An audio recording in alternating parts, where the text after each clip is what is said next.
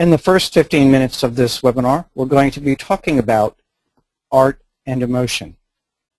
The essence of art is emotion.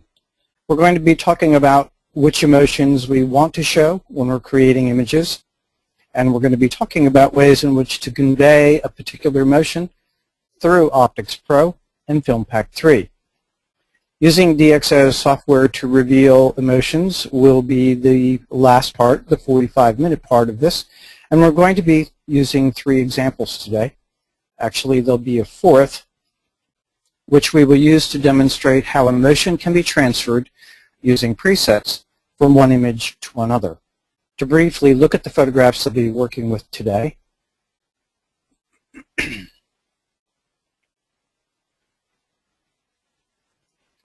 The first image was taken in Paris in the fall of 2007 in December on a very rainy and cold day. The second image, which you will be seeing momentarily, was created on a snowy morning near Lexington, Kentucky in the United States. The third image is called Catherine. It's part of a series called My Immortal. For those of you who are familiar with Evanescence, the series takes its name from the Evanescence song by the same name. And we'll be talking more about the impact of that song on the series when we work on this image. And finally, this is an image which comes from Las Vegas, Nevada, outside the Paris Hotel.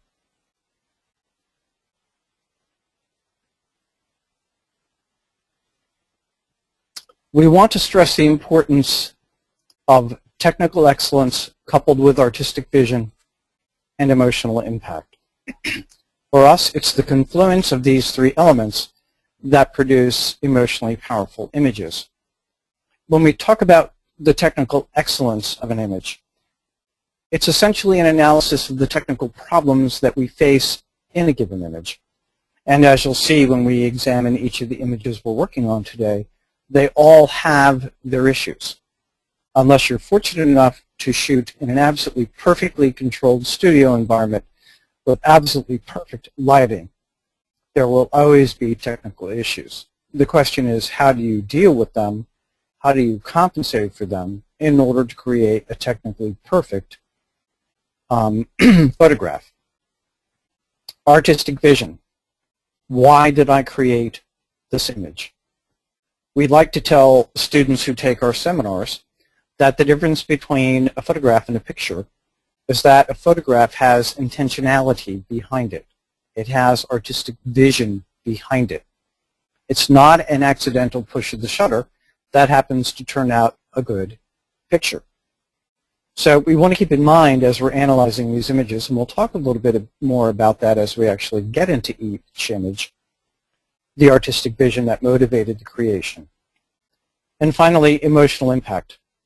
What did I feel when I created this photograph? And what do I feel now? One of my first fine art series was called Tea and Sympathy. It was created at a very difficult time of my life. And the background for that series was a Janis Ian song from the 1970s about the loss of one's love and the madness in the face of insurmountable sorrow. When I went back a week after I created that initial series to add to it, I discovered that I was very different. I had moved past it emotionally. Yet when I go back to that first series even now, I can reconnect with the original emotion of that moment. So how I felt at that time and how I feel now are important elements in how I work with a raw image. I have found over time, for example, that I've worked on the Catherine image perhaps a dozen times in the past 6 years. And each and every time, my finish of the image varies a little bit because effectively I'm able to grow with each and every image. Okay, let's move on to the next slide. Every film conveys a different emotional experience. It's ironic, I suppose, because JD and I have never shot film. We were stunned, I suppose, by the flatness of the original digital images that we discovered. And when FilmPack first came out, we actually thought that it was a bit of a toy. But we learned very quickly that each image took on a new emotional life as we changed the images. As we changed the film emulation. And subsequently, as we did more and more research into the nature of film, we learned that the optical properties of each and every film type had a profound influence on the emotional experience, both of me as the photographer and the viewer of the image. So the question we typically ask is, if I were shooting this image with film, which film would I use to capture what I'm feeling at the moment? And ironically, the juxtaposition of seeing what I feel in film is a very powerful artistic tool. And finally, before we actually begin working on our images, if we look at the diagrams in front of us, if we think of emotion from brooding, sad, and pessimistic, foreboding on the left, the so-called darker emotions, to light, optimistic, happy, and gentle on the right, we've learned over time that the contrast of the film, among other optical properties, has a profound impact on what we experience.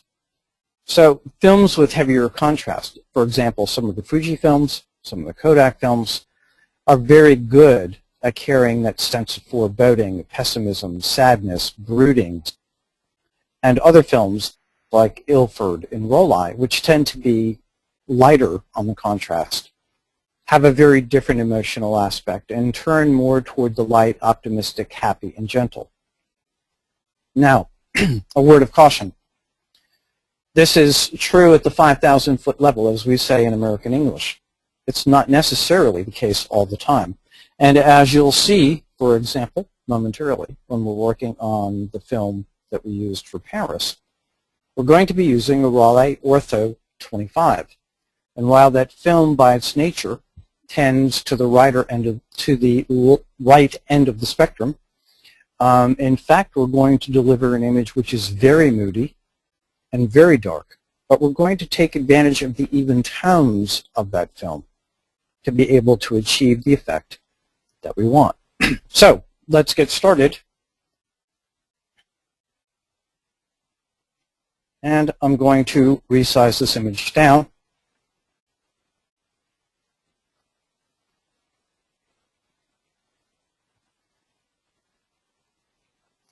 Okay. Imagine Paris in the rain in December and very cold, very stark. And as we stood in the plaza in front of the Louvre, we were struck by the fact, and if you see where my mouse is pointing here, that the entire urban scape dwarfed what we as human beings were feeling. I felt very alone, very alienated, very separated, almost overwhelmed by the magnificence of the architecture. We were caught by the use of these triangular pyramidic structures in the face of the original facade of the building. And the sense of standing there in a cold rain left me with a sense of longing and a sense of distance and a sense almost of being lost between present and past. I'm going to show you the final image now, and then we're going to work through the process of how we created it. By the way, all of the images that you see in their out-of-the-camera form use a preset provided by DxO. It is the default preset. So this is as neutral as it can possibly be, and it's a great starting point established by one of the presets that comes with DxO. And when I click on the before and then the after, you can see that there are some changes made to it, but they're not substantial. We found over time that the default presets with DxO are an absolutely great starting point. Let's look at the finished image.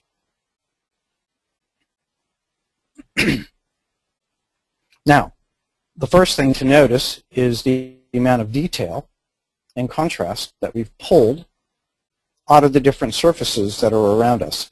So, for example, if I click on the before, I'll give the screen a minute to redraw since the speed of internet connections varies greatly. But you can notice as I hold my mouse down how much of the structure is underwater and not visible.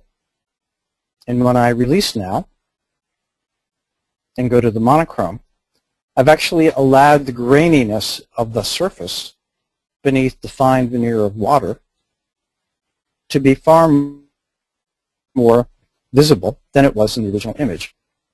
I've also sharpened and focused the glass in such a way that in this case I can see the facade through the glass structure, and I've even pulled out some of the detail and the clouds. Now, as we talked initially, we said that there were three elements. The first was the technical composition, the technical problems that I face with an image. The second was the artistic vision. And finally, the emergence of emotional impact. So for a moment, let's talk about some of the technical issues we faced here. It's rainy. It's very late afternoon. The sun was about to go down. There's water everywhere. And because of the gray, rainy day, we don't have a lot of contrast in the clouds, though if you look up here, and you can follow my mouse, I'll make every attempt to keep my mouse movements very slow. You can see that there's enough there that I know that I'm going to be able to pull that out with the right effect. Similarly, as I move down to the facade, I know that in the finished product, I want to bring back some of the additional emotional experience of that facade in order to be able to capture the power of that in the final black and white image. We have a nice line of composition that stretches across the two pyramids through the line between them, and I'll pause there for the mouse to catch up, through some additional people, another little group of people, and then ultimately into some lights under the archways within the building itself.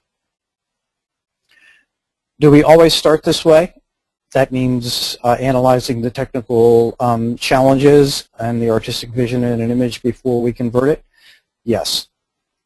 And in most cases, as you'll see, before we ultimately apply a film type, we're going to work as much as we possibly can to make a really good color image. In our experience, that's a much more effective way to begin than the reverse, i.e. throwing a film emulation on it and then working backwards. So let's go ahead now and begin to work on the image. There is no right or wrong way to do what we are about to do. The most important thing to keep in mind is that whatever you do with DxO, you do it consistently. Always the same way and in the same order. What we typically do, and what I'm going to do here, is start out with the DxO preset. So I'm going to right-click on the image. I'm going to select Apply a Preset, and I'm going to come over, and I'm going to go down to HDR Single Shot. I particularly like DxO's HDR Realistic, so I'm going to go there now. And as you'll see, before, after. Now my challenge is going to be both compensating for what HDR did, but also working toward the emotional impact that I want. So let's step ahead again so we can show you that finished monochrome image. And then we'll go back and we'll begin to make the kinds of changes that will make this image possible. Okay. The way that I work with DxO is typically top-down. The default preset that I used also does not enable some of the features that I'm going to be using. So as we move through this, you'll see me checking things like tone curve to make sure that they are implemented in what we're going to be doing here. So the first thing I want to do is drop my exposure. And I'm watching my histogram shift to the left. Okay. Experience tells me that typically when my histogram approaches this point, I'm going to be able to effectively pull more detail out. And as you'll see, I'm going to move my mouse here to the left to my histogram. I have a section of my histogram which is now technically off the scale. When we're finished, I'm going to go back to my black and white image so that you can see what will happen. Note the histogram has now been pulled down. So I'm actually reclaiming some of that information that was lost or clipped above the scope of the histogram. Okay. One of the things that we learned a very long time is that the human eye and the camera don't see the world the same way. So I'm going to try to collapse the black point and white point, that is the blackest black where there is no detail, and the whitest white where there is similarly no detail, in such a way that I make sure that I minimize my clipping and I minimize those areas where I can't have it, where there isn't any information. So typically in our world, the black point is raised to 3, rarely as much as 7. And typically speaking, I'm going to drop this down to around 252. In some cases, depending upon the film finish I want and other technical problems in the image, I may in fact increase that. Okay. Gamma can be very effective in controlling the overall illumination of an image. And I'm going to drop this down just a little bit. And I may in fact come back later in order to tweak this. But for the moment, that should work. We can experiment with the shadow radius. It can be a very effective tool. I'm going to pull it up very high right now so that you can see the overall effect of using it. Notice my histogram is shifted, and I've actually pulled some detail back into the image. And rule of thumb, if you want to increase the sharpness of an image, one way to do it is by increasing the shadow radius. But I'm going to back that down for the sake of our example to the 3. One of the things we like the most about DxO is the fact that there's an infinite number of ways to do the same thing. And since I have a very particular look and feel already in mind, and I want our finished image here to look just like the one we started this lesson with, I want to make absolutely sure that I continue down the same path the same way. Right? One of the features that's not often used, as far as we know, with people using DxO is local contrast. That, very much like shadow radius, but in a very different way, can be a very effective way of adding to the sharpness of an image. In this case, since I know I'm going to lighten it up a little bit by doing this, you can see where we are now in relationship to the original image. It gives me nonetheless a tremendous amount of detail now in my glass, and I'm beginning to see detail emerge in the brick and in the cement. So the next thing I want to do is work on my tone curve. And typically,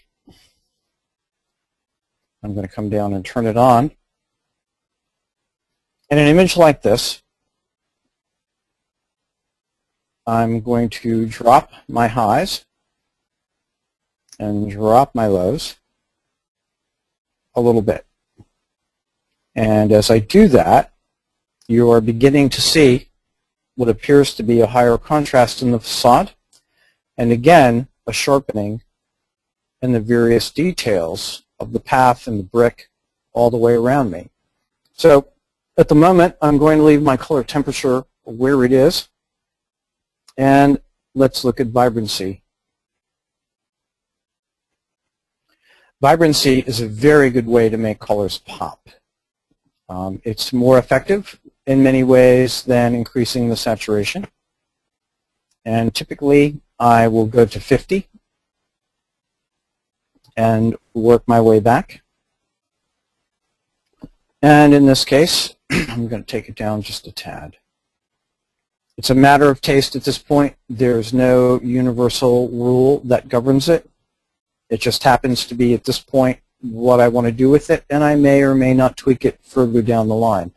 Now, let's slide down a little bit. I'm going to go to color rendering, and at the moment, I'm going to turn it on, but I'm going to leave it at the default. If you're not terribly familiar with the options here, I can, for example, select the camera body. But since I know that I'm going to be emulating film, I'm just going to leave it in the neutral setting. Okay, color modes definitely enhance an image, and I'm going to pull my saturation up. I've discovered that, typically speaking, this will help me, the more that I work with this, pop up the image when I convert it over to black and white. I'm going to be careful, though, because if I go too far, all the way to 100, for example, it might look good in color, but I'm going to lose some detail in the black and white. So typically in an image like this, 70 works really well. And now I'm going to bring up my contrast. I'm going to stop along the way. And what you're seeing is the fact that I can counterbalance both the local contrast and the gamma by increasing my contrast. And what's nice about doing it this way is normally increasing contrast is going to result in a loss of detail in the glass, and here I'm actually maintaining it. Okay, next step, hue, saturation, and lightness. I'm going to turn those options on, which enables them, and I'm going to pull my saturation up a little bit more. Now, I could also do this on each channel, but for the moment, I'm going to let that apply to all of the channels. I also have the option, if I wish, to take a little bit of lightness out of the image. You can see it can have quite a powerful effect. But we want to be very careful when we use it because there is a tendency for that tool to lose detail as well and to make the colors appear to be more sublime than they in fact should be. Okay, let's move down. I'm not going to use volume and amorphism right now, and keystoning and horizon, I'm going to leave those as set. I am going to disable cropping only because I'm not going to use it. DxO lens softness and detail, both look okay to me. I generally leave them in that range. And I'm going to move down now to raw noise. And I'm going to make sure that I remove as much of that as I possibly can. And again, this is one of those things that I've learned over time, particularly understanding the camera bodies that we have and the lenses and the conditions under which we shoot.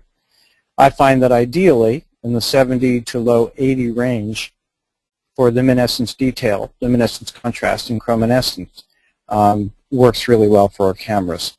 I'm also going to remove color moire, and further down I want to make sure that purple fringing is removed as well. So at this point we're getting very close to being finished with what we need to do to this image before we convert it over to black and white. Now, as you'll see momentarily, when we do go black and white, we're going to enable the color mixer for black and white. There are some additional effects that we can achieve by doing that, but for the moment, there's the before, there's the after. Now we're going to work on converting this to black and white. So I'm going to choose a color negative film.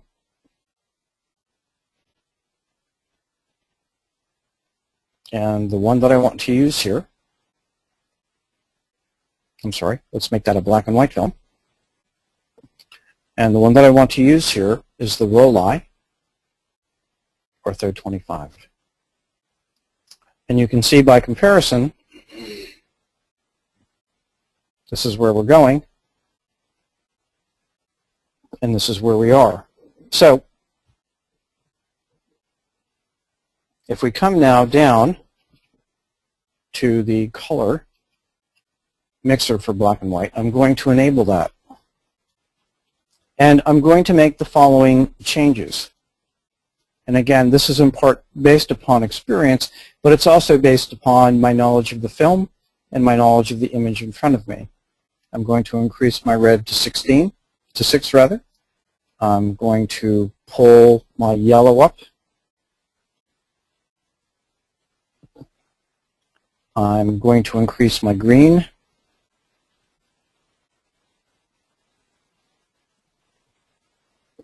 And I'm going to pull my cyan down.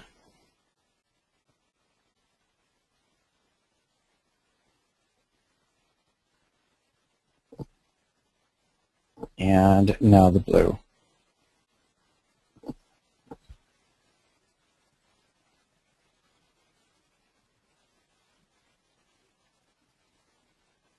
And you can see now I'm beginning to pull in the detail.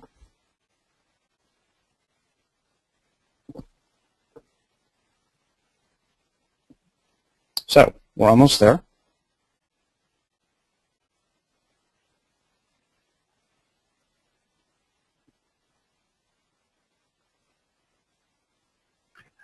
And lastly, I also know from experience that if I alter my color temperature, I can effectively apply a filter to the entire image. So I'm shifting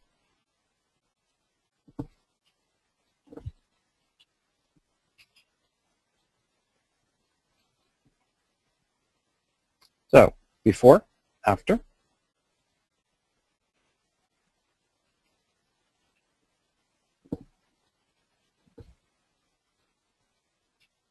And I'm going to take a little bit more off here.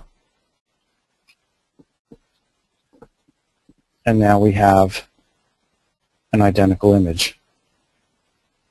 So there are more things that we can do, but both in the interest of time and in the interest of continuing ahead. We've taken an okay image on a rainy evening in Paris. And when I look at that image, I think about alienation and foreboding and darkness and cold and wet and dank and all alone in the middle of a huge plaza. So one of the things that we want to talk about today is how to create a preset. So before I show you how to do that, I want to make one very important point. Presets are not an end. They are a beginning. Each and every photograph is ultimately unique. We don't generally apply a preset and consider the image done. We apply a preset and then we will tweak that preset's settings to meet the specific needs of a given image at a given time. So let's go ahead and create a preset anyway. Under the preset editor, which in the default setup for DxO is on the left, you can see where my mouse is pointed. I'm going to slide down, and the last set of icons, I'll leave it highlighted for a moment. It says, creates a new preset using the settings of the current previewed image. Creating a preset is very simple. I click on that, and it now gives me the option of saving that preset anywhere I want. Before I go ahead and save this, let's talk about a naming convention. All of the presets that we have created follow the same convention. NF means Night Falcon, because we do have some presets that were created by DxO. Dash, HDR, which tells us that this was created with the default HDR preset from DxO, and that in fact what the preset does, or in the case of this last one, it names the project that went with it as well. So I'm just going to go ahead and drop this in here, and I'm going to say nf-hdr-Paris.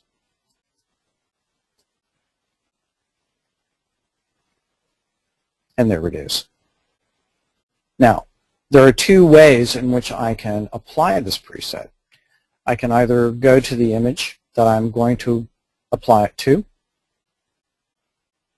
and you'll remember we began our presentation by saying that we were going to use this image to show that emotion can be transferred via a collection of presets, settings, or I can copy and paste. So either right-click and apply a preset, and in this case down to NFHDR, and then to color over, which is where I left it, and then to Paris. Or I could have gone to that image, right-clicked, copy correction settings, go on to my new image, edit, and paste. Okay. So, original color,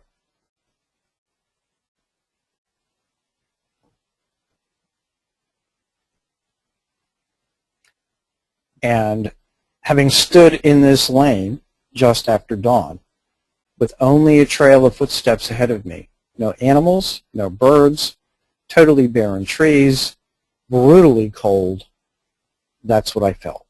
Cold, distant, white, the wind in my face, and when I feel that now, I feel it in this photograph. So let's move on to the next one. We're going to leave architecture for the moment and go to Catherine.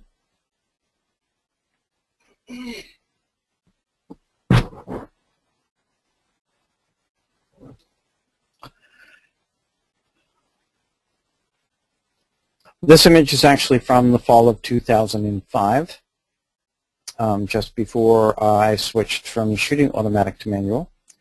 Let's talk about the technical challenges. In many ways, this is a very difficult image. First of all, she's backlit. Secondly, she's sidelit. Third, her face is away from the light and on the edge of being too dark to even be seen. And this area where the mouse is now pointed in her dress, there's almost no detail. In fact, one of the challenges we faced with this dress the entire time we worked with it was the fact that underneath a thin layer of gauzy material, she had a layer of satin. And the satin behaved like a mirror. So it created a host of visual problems for us that we had to deal with the entire shoot. Now, let's talk about emotion here. If you have ever heard the song My Immortal by Evanescence, you know what the words are like. I'm so tired of being here. And she goes on to talk about the overwhelming sense of sadness and her desire to get out of the pain. And this was my first shoot with Catherine.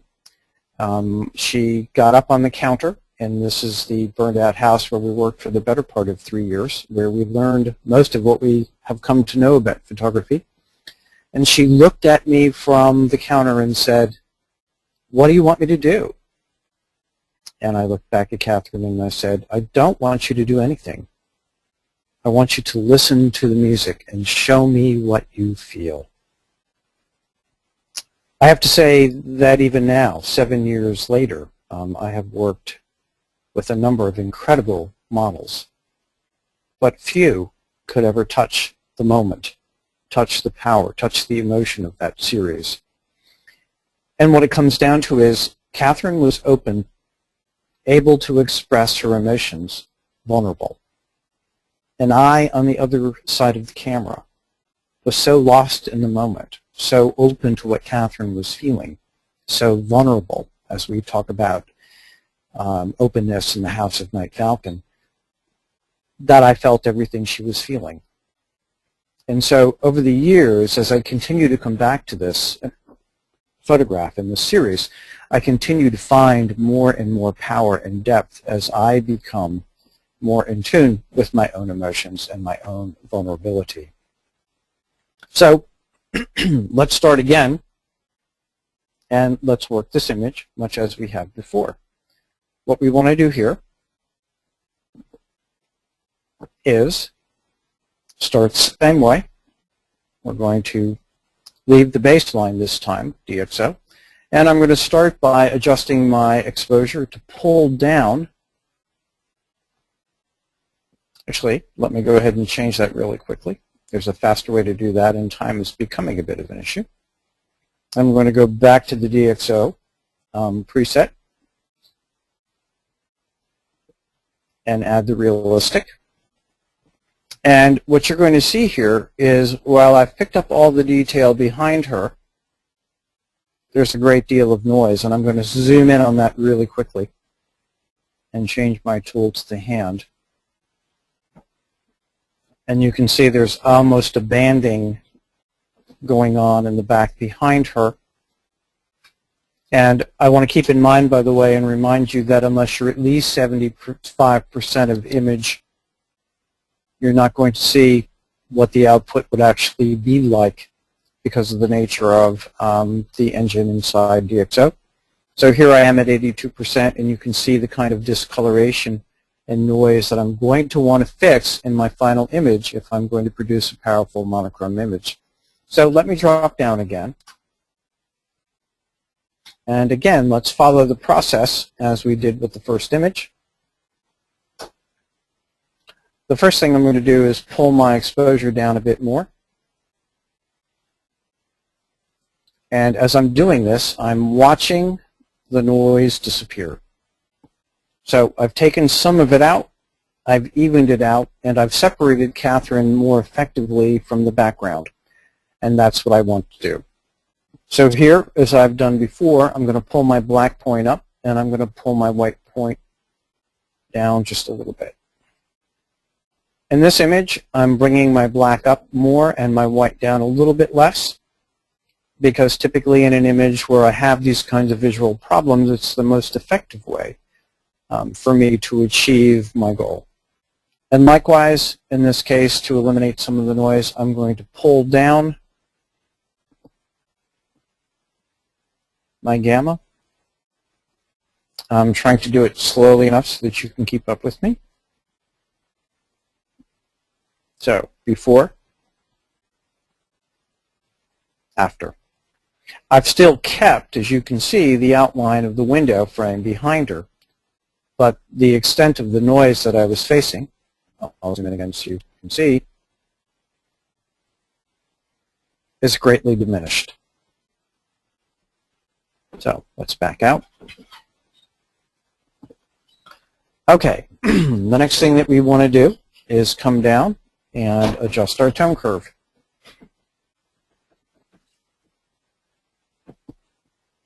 And in this case, my approach is going to be a little bit different. What I want to do is pull down on the highlights, and I want to pull up on the shadow.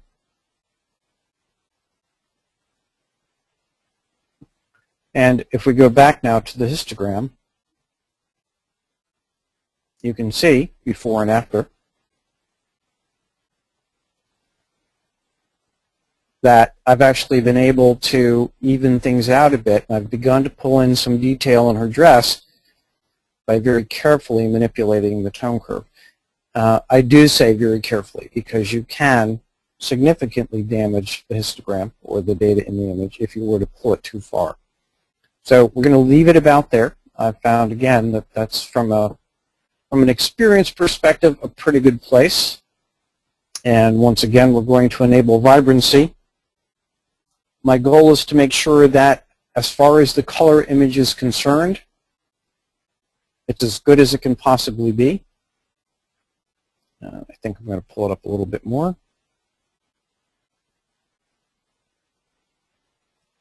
Good. And in this case, I'm going to make an exception and work my color temperature now because I'm not quite satisfied with the overall tonality of her, and typically things are going to get a bit more complex here. So I'm going to go ahead and make those changes, adding some warmth. And I'm going to stop along the way, both so that you can see what's happening and so that I can stay abreast. And I'm going to back off a little bit.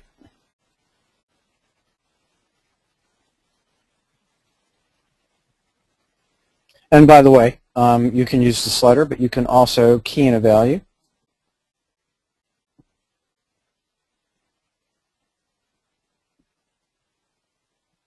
Okay, I've made her a little bit pink at this point, so I'm going to make her a little bit pinker because there's an effect I want to achieve using a filter at this point. And since I already have in mind the direction I want to go with the black and white film, I'm going to go ahead and do that now. So let me jump ahead to the filter, and I'm going to add a warm filter.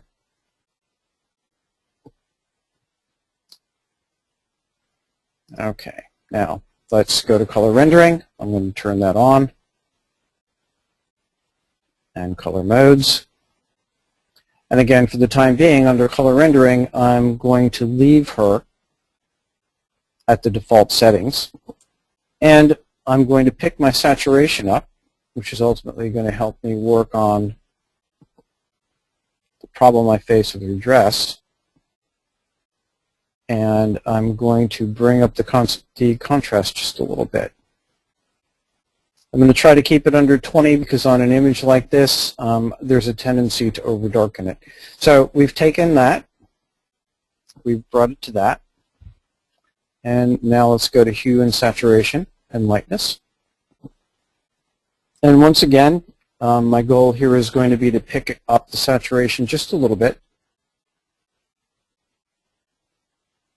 That should do.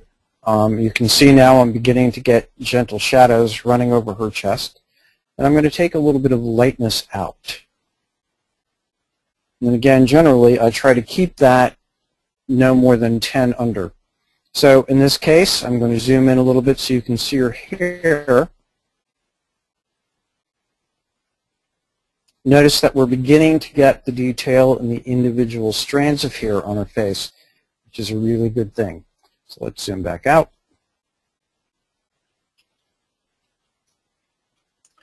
And if you're wondering why it's still skewed to the red end of the spectrum, I'm doing that for several reasons. One, because I know ultimately where I want to go with this, but also because there are cases where using certain black and whites, I want to make absolutely sure that I know what the optical properties of that film will do once I apply them to an image. And in this case, I have a general idea of which film I'm going to go with, so I'm going to skew things a bit to the red end of the spectrum at the moment. As we did in the previous image, I'm going to bring these up into the 70 to 80 range. In an image with as much noise as this has, I'm probably going to push it a bit further than normal.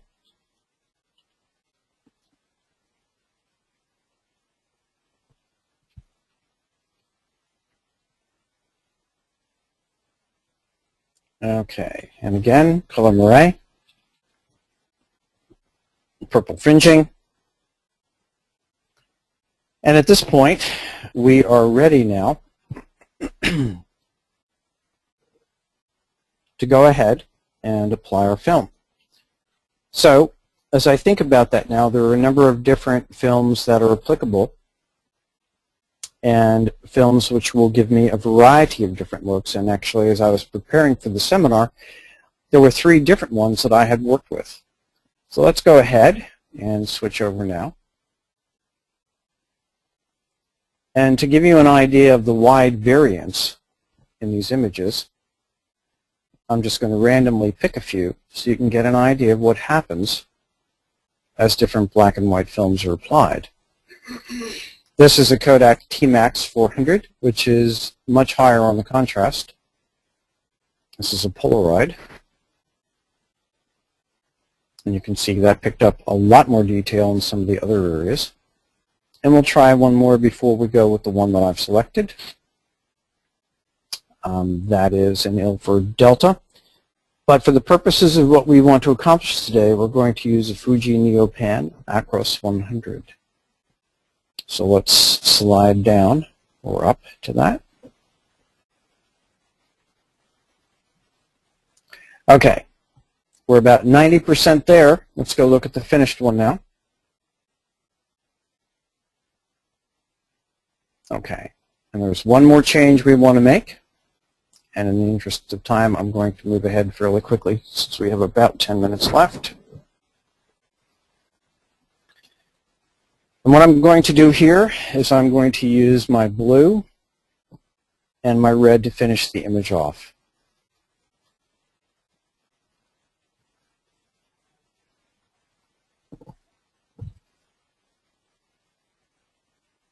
I have found over time that it doesn't take a whole lot, and that sometimes the difference between 13 and 14 or 14 and 15 can be huge. So we've gone from there now to here. I can still work additionally on that area for dress. But as you can see, we're now at the finished product. So from that to that, including the recapturing of the detail in that section of her dress. Okay, let's go to Vegas. I will spare you all the usual Vegas jokes. We just came from Photo Plus Expo. I'm sorry. Yeah, goes to show you what Vegas did to my brain.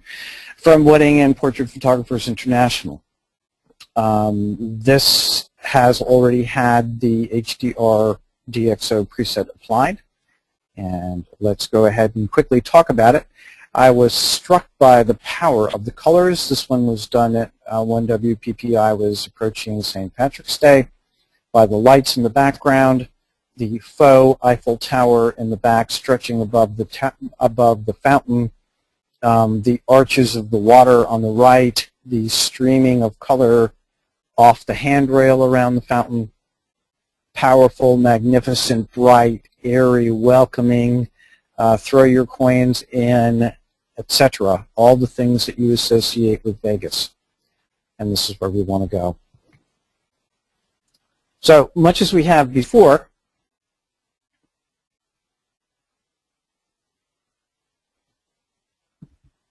we're going to start by tweaking our exposure in order to bring out some additional detail. I'm going to change this to medium.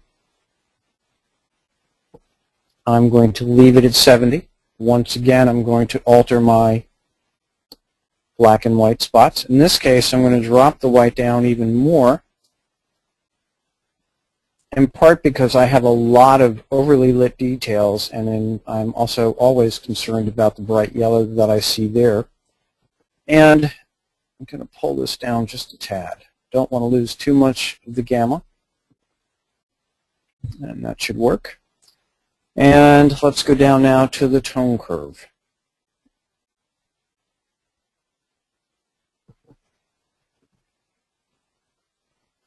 In this case, I'm enabling it, but I'm going to leave it as at its default.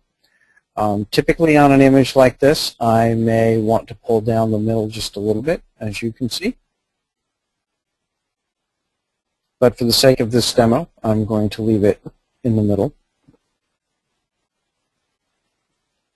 And for the moment, I'm probably going to leave the color temperature right where it was. I'm going to pull up my vibrancy now. For night shots like this, my taste is suited for a vibrancy of between 20 and 40. I don't want to push the colors quite too much because I'm concerned both about the red bleeding on the awnings here and even more so by the yellow of the Eiffel Tower, or the Eiffel Tower look-alike. And again, I'm going to turn color rendering on, but we're going to wait to apply that. And I'm going to do the same thing with my filter. I'm going to add that later. Let's go to color rendering.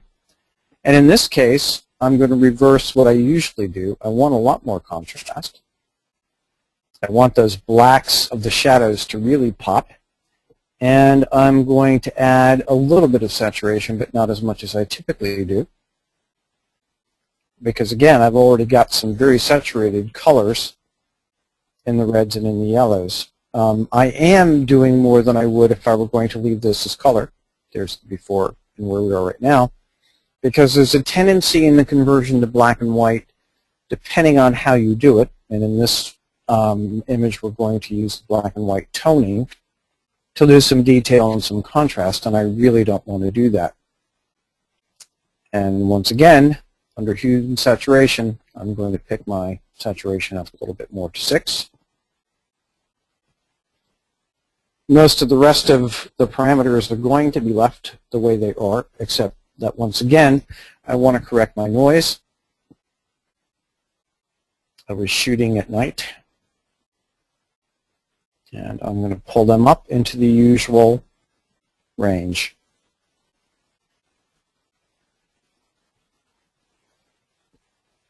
Remove color moire. Remove purple fringing. And now this time, instead of using a a black and white film, I'm actually going to use a color negative film. So let's go do that. And once again, I'm just randomly going to pick a couple of these so that you can see how the film type influences what you're actually going to be seeing. By the way, this is a very interesting film, the Lumograph Red Scale 100.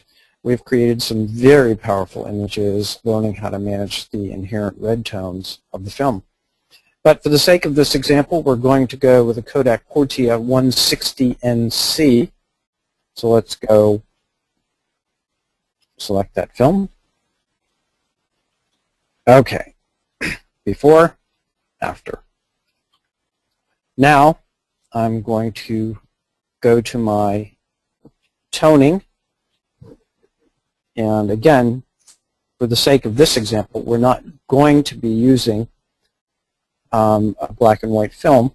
I'm going to now convert this to black and white.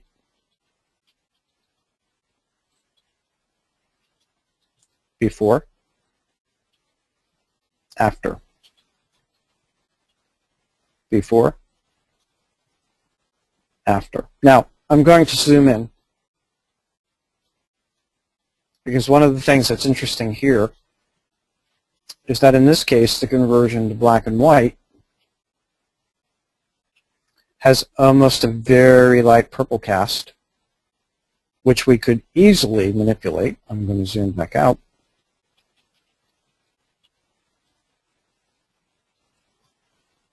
And I'm going to scroll up by playing with the color temperature and the white balance. Typical filters will at this point not work. So for example, if I go to filter and I choose warm tone, there is some additional detail which has been brought in. Let me take that out, and I'm going to zoom in a bit so that you can see what I just did. I'm going to go back to none. Watch the area, by the way, in here when I click on none.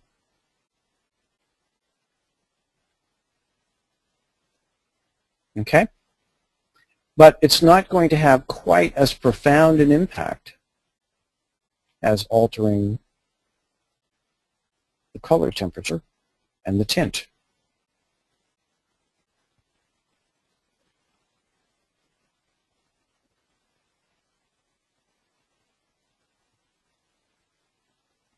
And I'll zoom back out.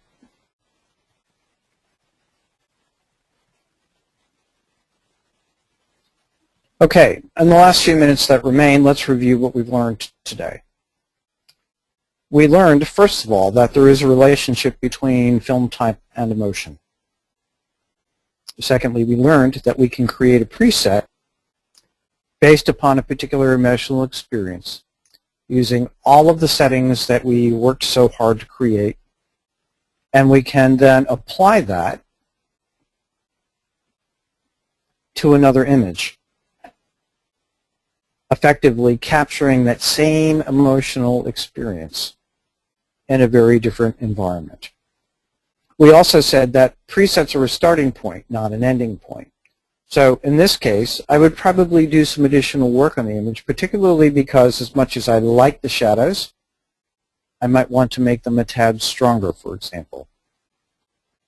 Third, we learned in analyzing our photograph of Catherine, and I'm going to put her back at the default that we used.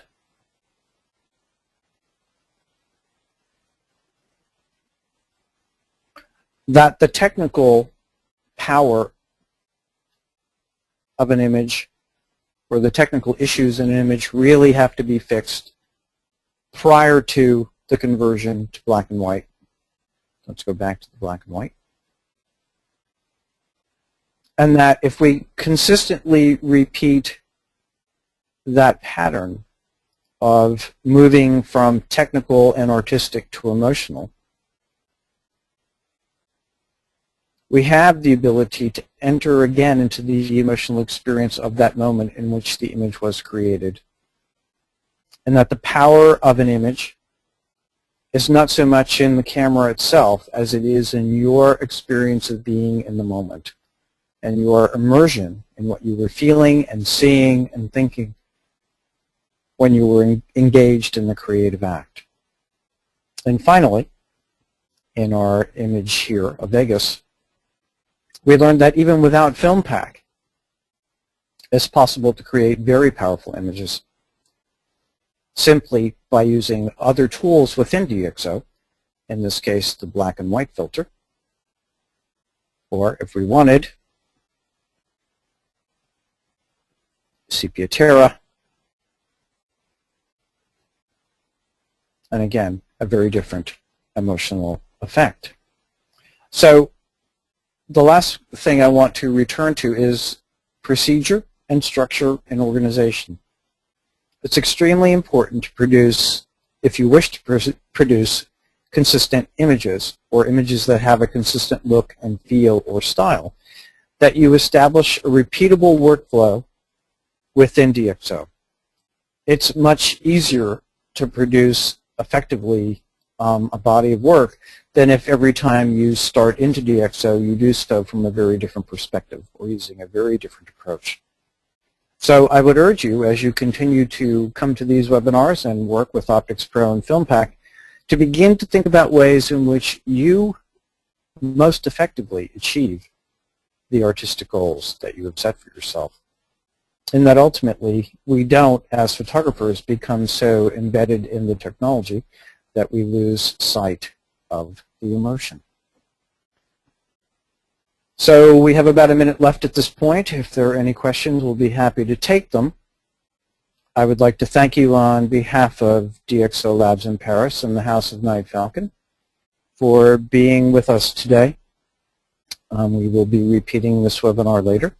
And let me check with JD and see if we have any last-minute questions. JD? Sorry, question. The intent is the black and white conversion to why not convert earlier to all the options after? Okay, we had a really good question. If the intent ultimately is to go to black and white, why don't we just do that and fix all the problems later on? I've learned over time that that's less effective. And if we had another 15 minutes, I could probably demonstrate that to you. There is something about working in black and white, particularly when we handle technical problems, that for me is less effective. Now, that doesn't mean that that's the only way or the best way. It's the way that works for us. I find that getting that color image as technically sound as I can, since there are 16.7 million colors and only 256 shades of black and white, that I have a greater range to see the kinds of things that I want to fix. Do I know typically what black and white film I'm likely to use while I'm going through that process? I would say 50 to 75% of the time, yes. I know, for example, that if I'm shooting a scene that is highly emotional and sad and moving, I'm likely to gravitate toward a higher contrast film. And if I do that, my entire workflow before that final conversion is already geared to thinking in terms of how that conversion will be made. So it's really up to you. This is the way that we do it because, again, it's most effective for us.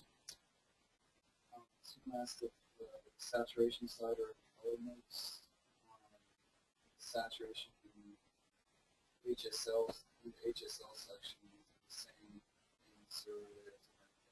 They actually, okay, the question is, and a very good one, in the HSL, Hue Saturation and Lightness slider, I'm scrolling there quickly, does it have the same effect as in color mode? The answer is no.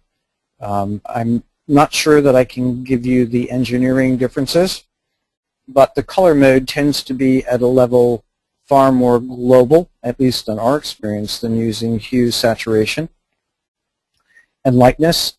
We tend to think of HSL as the equivalent of local control over contrast and saturation and lightness. The other thing, which we didn't spend a lot of time on, is that I can tweak any one of these individually. So just to exaggerate the point, I can increase the saturation of the blue, I can pump up its lightness a little bit, and I can even shift its hue. In this case, since there's not much blue, let me try the cyan. And we'll see what we can do there, or red. And you can see by pulling the red up, shifting the hue, I've actually added a green. And here, this is not going to focus in on any of the colors. It's just simply the entire image itself. So we typically work these two in tandem, thinking of color mode as the control for the entire image, and HSL as a much more granular approach to tweaking the image. I'm going to check with JD and see if we have any other remaining questions. JD? Yes, just had a quick question about whether wide-angle shots naturally gives more emotional, powerful images or not. First two shots, you're just asking if the first two shots are shot with the wide-angle lens, so the first two shots. Sure. Okay. The question is, are wide-angle shots inherently more emotional than close-ups? I think it really depends on both the photographer and the lens that was used. This was shot with a Canon 1DS with the Canon 14 Prime, which has a tendency to make space look even more explosive. And notice that one of the things I did not do here was play with volume amorphism, and you can see how that shifted by removing spheres. Watch what happens when let me expand it a bit first so you can see more clearly. Watch what happens when I disable that option. It's very square, it's very rectangular, but in this case, stripped of emotion. So this is a case where I want the visual distortion to remain. This image was actually shot with the 16-35 Canon Prime, which is a fairly wide lens as well, which we often use for landscapes. And the Catherine photograph was shot with the 70-200 Canon, and the Vega shot was the 16-35 Canon. I think it largely depends on your personal experience. I think for certain emotions, if we go back to the one of the Louvre, if you want to show expansiveness and alienation and make humans look even more insignificant against an urbanscape, the 14 will do it. But in terms of the raw emotion in Catherine's eyes, I'm going to pull up to her face here, that sense of sadness and remorse and pain would have been lost had I used a different type of lens. Okay, JD, any other questions?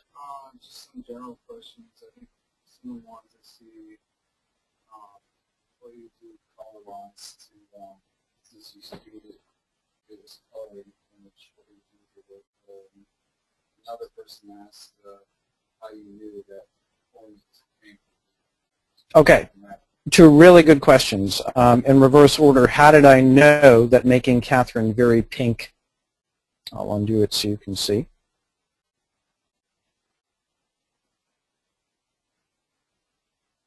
would work?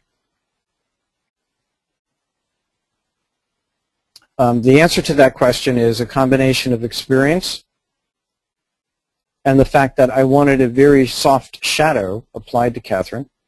Not sure why this is not completely undoing everything. I'll try one more time here. And then I'll just pull the black and white out to make it easier to answer the question.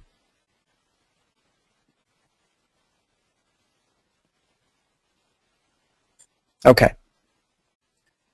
I've learned that in this type of situation, if I want to keep the soft banding that is occurring across Catherine's chest, when I shift to black and white, I have to highlight red, yellow, typically to achieve that effect.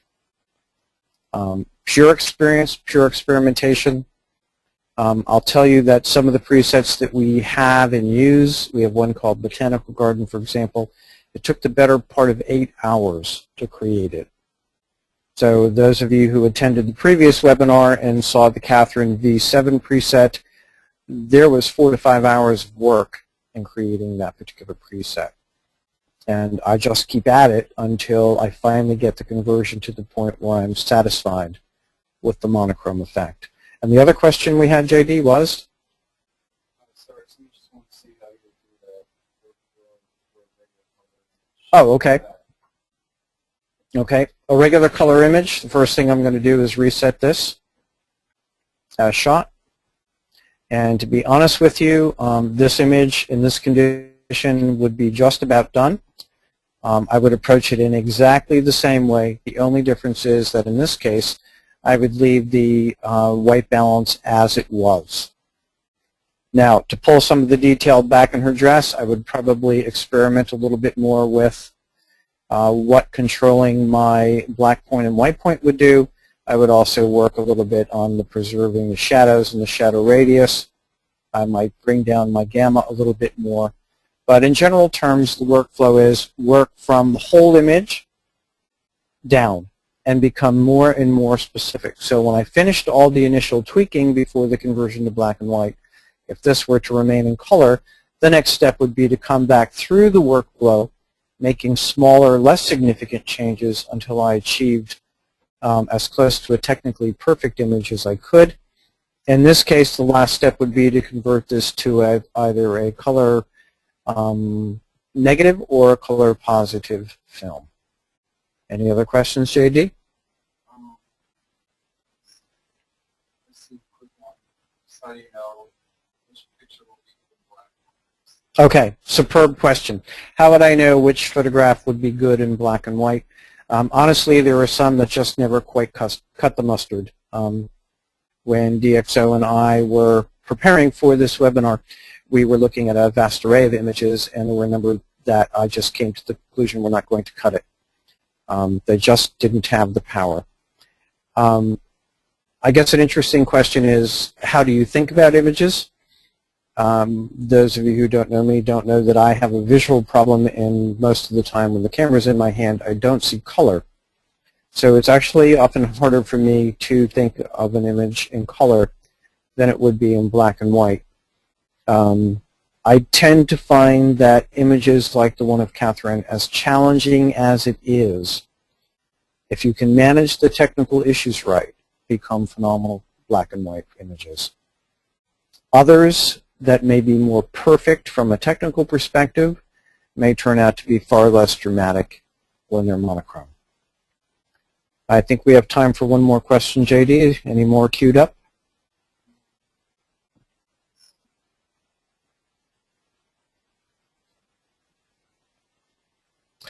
While I'm waiting for JD, I think it's extremely important to internalize what you want out of your images before you pick up your camera. So while I can't tell you that I always know what selection from FilmPack I'm going to use in Optics Pro, I can tell you that more times than not I do. And since the method of working on the workflow is so written now into my head, I think in those terms even when I'm in the field. Last question, JD? Just one component was, Okay. someone asked if DxO deals with the noise on the image, volume detail, or just very dark. Okay. The question is, does DxO deal with noise and banding without losing any detail? In my experience, within the limits of the camera and the sensor, yes. We can't ever expect even the best software in the world to take an absolutely horrendous image and render it technically perfect. But I can tell you that even if we pull up here now into the 80s, compared to what that initially was, dead black, there's a considerable amount of detail there. And however the pixelation might be, it's still a considerably better image than it was. Keep in mind that, as it says here, this was shot at f2.8, an ISO of 100, and a 25th of a second. So I'm not sure how Catherine held still that long, but she did. This is, from a technical perspective, an extraordinarily difficult photograph, and I can tell you from having printed this no less than a dozen times, the print quality from the images done by DxO is just absolutely phenomenal. Anything else, JD? Just if you want to tell everyone that DxO, any unanswered questions, DxO will email them answers later. Okay. Any unanswered questions, DxO will be answering you via email. So with that, it's now approximately 13:14 after the hour. I want to thank you for spending this time with me and JD and all the people from DxO. I hope that it's helped. We can be reached at inquiries, INQUIRIES, at nightfalcon.com and YGHTFALCON.com. You can view our work on nightfalcon.com as well. We continue to believe that DxO Optics Pro is the best raw converter in the world, better than any we have ever used, and it is the cornerstone of our workflow. So I thank you again. I look forward to working with all of you once more in the future. And on behalf of DxO and the House of Night Falcon, have a great afternoon.